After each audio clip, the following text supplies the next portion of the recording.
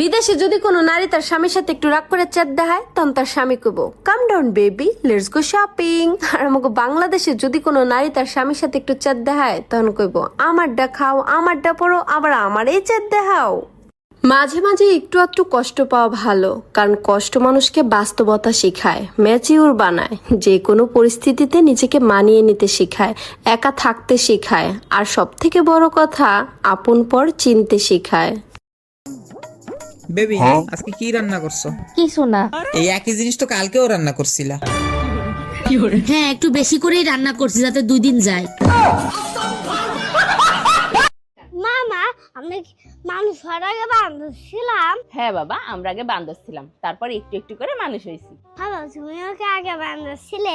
না পাপা, আমরা তো বরাবর মানুষই ছিলাম, বান্ধব ছিল তোমার মার বাড়ির লোকজন। মা বান্ধব, মা বান্ধব। শুধু তোমার মা না, তোমার নানিও। নানি বান্ধব, নানি বান্ধব।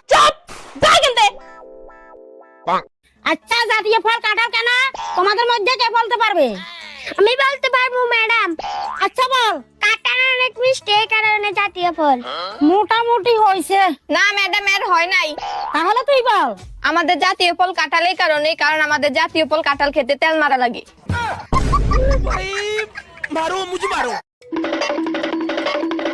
তুমি এনো কি? আচ্ছা, তুমি যে বিলাই ফালো কোনোদিন কি ব্যবসা করার চিন্তা করছো?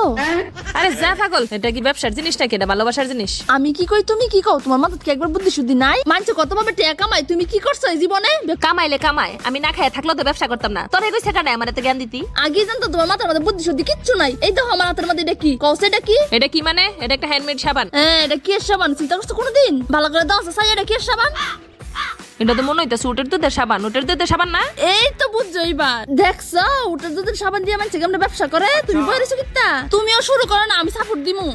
আমি উঠফামু কোনো? আগো মানুষ মন ব্যাক করলো, তোমার না দেখলে বুঝতাম না। বিলাই আছি, বিড়াল দিয়ে করো না।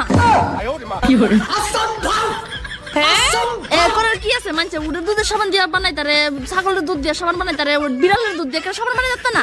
তাড়াতাড়ি শুরু করো, দেরি করো না। তাই মিল্লা বিলাই। আসসালামু আলাইকুম ভাইয়া। জি বলেন। আমরা আসছি জীবন মরণ বীমার পক্ষ থেকে। কি করতে আইছেন?